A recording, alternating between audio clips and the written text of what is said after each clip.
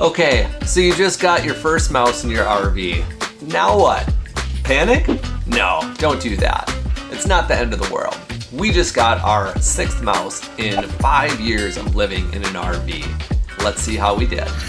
When you first find a mouse in your RV, you need to combat immediately. Yeah, you gotta get it out. You gotta get rid of the mouse right away, because we don't know if they're still in the RV. Most likely they are. And what they do is, and we learned this from the van, they'll only come out at night. 30 minutes into it being dark, and the little snap went off. So when you lay your head down on the pillow, they'll start scurrying around. So you gotta have those traps out so that when they think it's safe, they'll come out and we'll get them. So it only took a year and a half in our Sprinter van to get one of those disgusting little creatures. Fast forward to 2023 in our new 5th wheel, and it only took a couple months. Well, this morning there was a little discovery. As I was looking for something, I saw a little bit of scraps down there, and I thought, well, maybe that's just something from driving, you know, sawdust that happens out of RVs. But then little black spots here and there, and we think we have a mouse. We have a mouse in the house. It ends up taking up your entire day. Yeah, we haven't had a mouse since the van. Well, it was about 2 a.m., 2:30, and we started to hear some noises. And at first I thought it was the eggs rattling in the fridge, because that happens a lot, you know, and you're like groggy and sleeping. And then all of a sudden Aaron like sits up and he's just sitting in bed. And then we start whispering like, what is that? And then Aaron's like, I think it's a mouse. We're in a very, very wooded spot here in Oregon. We happened to see our neighbor have some dogs that looked like they were chasing something in the wood piles. So we thought, well, maybe they're hunting mice, and sure enough, the next day, we think we found something. And it sucks because we're on literally like day number 2 out of 12 days here. So now we, not only do we need to like clean and sanitize, but we need to prevent and monitor and hopefully not have to go through it twice.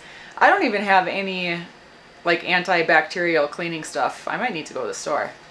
So not sure where they're getting in from, but we always carry mouse traps ever since we got our very first mouse on the road in the first year. You have to have mouse traps, and you got to have a little bit of peanut butter. It'll take care of this problem quick. Yeah. And we don't know if our 2 sweet little Basenjis helped get rid of the mouse right away. So maybe the dog scared them out of here. Like, they're constantly running around here super hard. So maybe the noise and stuff scared the crap out of them and they left. Good job, doggies. Guard dogs.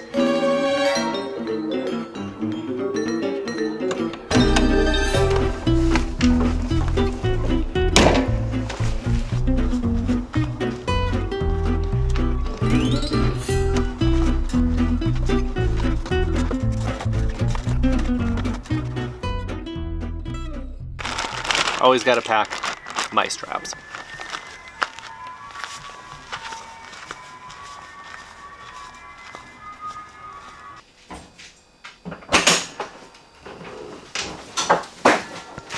As RVers, we pride ourselves in being prepared for anything that life can throw at us. And that was our very first mistake when we were in the van and we got our first mouse, because we were not prepared at all. We had no idea what to do, and if we would have had some simple mouse traps, we could have got that mouse much quicker and prevented a lot of stress, which is exactly what they do. When you first find a mouse in your RV, you need to combat immediately. Yeah, you got to get it out. So there's lots of like reusable styles of traps. I would not use like a sticky trap or rat poison. You do not want this mouse to go and die inside your walls and rot for the next weeks. You might be wondering what kind of mouse trap works best, and any kind is better than none when you're nowhere near a store. Over the years, we've really liked to use the plastic reusable kind. What kind do you like? In the past, we've used this style. But if you put too much peanut butter on there, the mouse can actually sneak a little snack without setting off the trap. So I think we might like this other style we discovered, as the mouse has to lift up on the trigger to get to the food. This is like a reverse trap. Usually it's, I think you have to like step on it. This one, I think they have to lift it to get to the peanut butter. Yeah. So they have to physically like put their head burrowed. There's a little guard right there. Yeah, they have to like go all the way in there. It released it. These are supposed to be like a touchless kind, so you grab that red part and you don't have to touch the rodent. Okay, so it's kind of cool. But you know, it's still gross because it's used and there's rodent juice all over it. Yeah. And you don't need much peanut butter. Yeah, just there's... Actually, that's too much. Oh, well. Because they'll just sit there and feast on it. Oh no. You want that smell to get that little mouse out of his hiding spot. And peanut butter is so potent. He's got to stick his head inside that hole, so as soon as he goes in there to get it, the hammer comes out. So we're gonna put these mice traps underneath. We're gonna set up 2 traps there, 2 traps under here. Sadly, setting the traps is just the beginning steps of dealing with this monumental rodent invasion. There's just so much more for us to deal with. So this is our silverware drawer, and we just found a couple rat droppings, mice droppings in there. But this is everything, you know, everything needs to be taken out, washed, disinfected.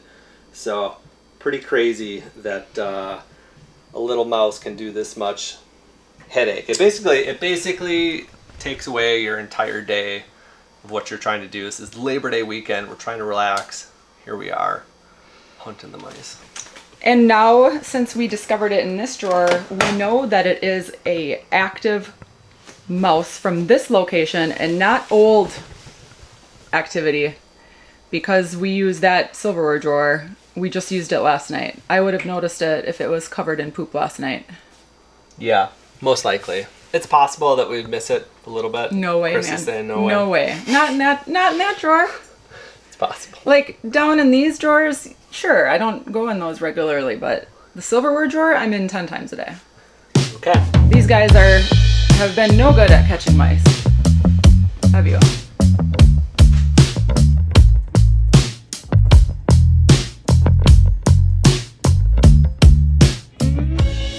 You know, all this has got me thinking, why are chipmunks so cute and cuddly, but a tiny little mouse is a world-ending, plague-carrying, tiny little vermin? What was that? What was I saying? Oh well, never mind. 9:30 at night. Chris and I are just sitting here relaxing after coming home, and the dogs were sleeping, and they jumped up and are definitely hearing something underneath the island. I'm so proud of our little rugrats. Like, as much as we made fun of them for not being security dogs or hunter dogs, they are on it. I think one of the traps went off. We didn't hear a big snap, but Louis is sniffing. He can smell it. Come here. Let's go. Yeah. Okay, let's sit over here together. Louis, good boy.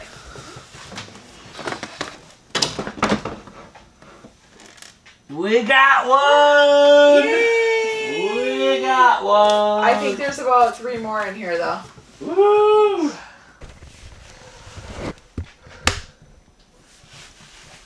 I knew it. Woo! See, those Basenjis heard it, but they still don't know what it is. The island is the entry point? Or what does that mean?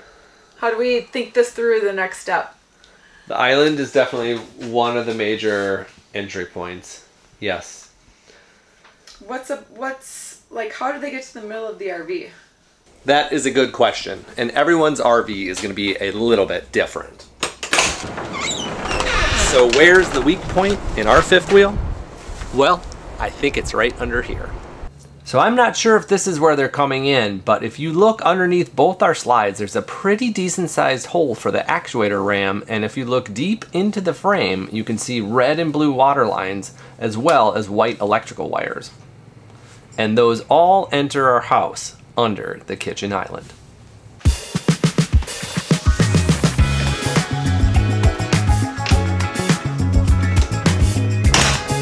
Catching that one mouse felt great, but was there going to be more? We didn't get the best night's sleep as we were dreading how many more there could be. All right. Morning. Chris. Good morning. Chris, don't be too excited now. I'm really excited. Chris has the 2 dogs leashed up, ready to go for our walk. But first, I'm gonna check the 2 drawers. Anything? Anything? Nada. Drawer number 1 is empty. I don't know if I'm disappointed or pleased. I think we got the 1 mouse that we needed. Okay, second spot underneath the island. Both traps are empty. Empty. So I think we had 1 mouse and we caught that little bugger at 9:30 last night. He got in. Somehow he got in. He got stuck because he didn't know his way back out. And then he got hungry after all day. Came out, found the peanut butter trap. That's good. Okay, so our plan of action is we're gonna walk the dogs and then we're gonna come back and sanitize everything, right? We're gonna kind of talk through what we're doing and what we have here. Yep. The morning walk is always peaceful, but on this day, the cleanup chaos ensues after hopefully catching the 1 and only mouse in our house. Now that we have taken care of the intruders, we are going to sanitize. And this is actually a big project.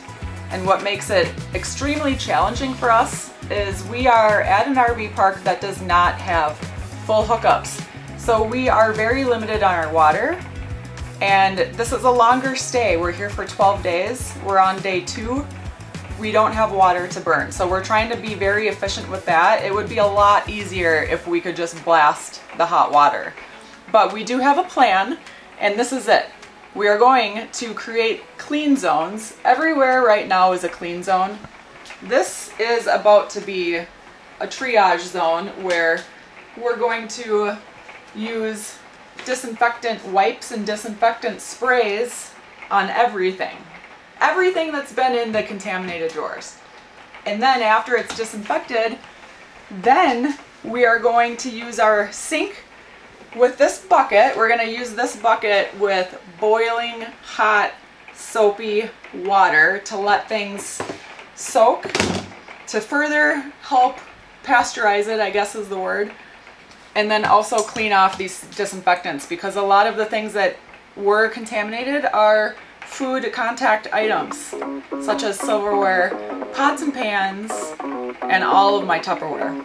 Are you ready to get started, Aaron? Oh yeah.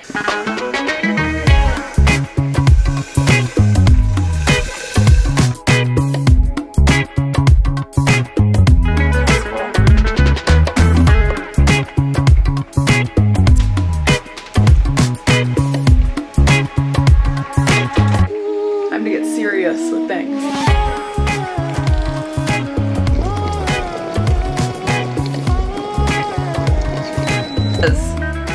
All right, just pour it right onto the soap, nice and hot, using the buckets so that we can minimize water use because our sink is so nice and big.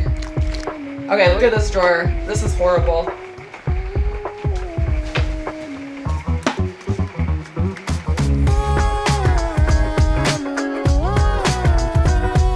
I'm gonna give it another final spray here.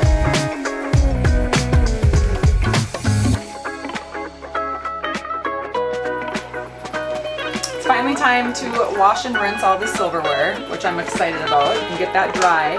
And then I'm going to repeat this entire process with the Tupperware drawer up next. If another mouse comes tonight, I'm going to lose my beep.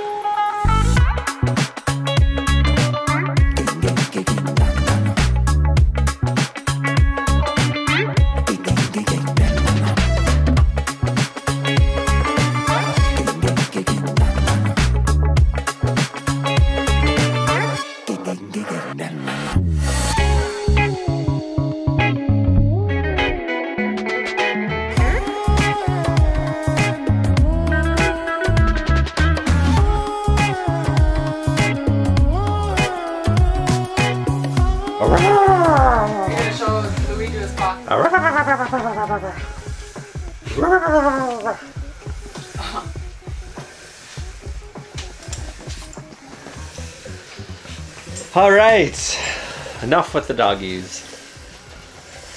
Are we done yet? So this project is going on an hour and a half. Does that sound right? Yeah, that sounds right, but it feels like 19. Yeah. It would be a lot easier in a house with running water and a dishwasher. You just throw it all in the dishwasher, done. This is the bad drawer after everything came out. That's the Tupperware drawer, which that one grosses me out the most because most of my Tupperwares are used for like raw veg that I eat raw.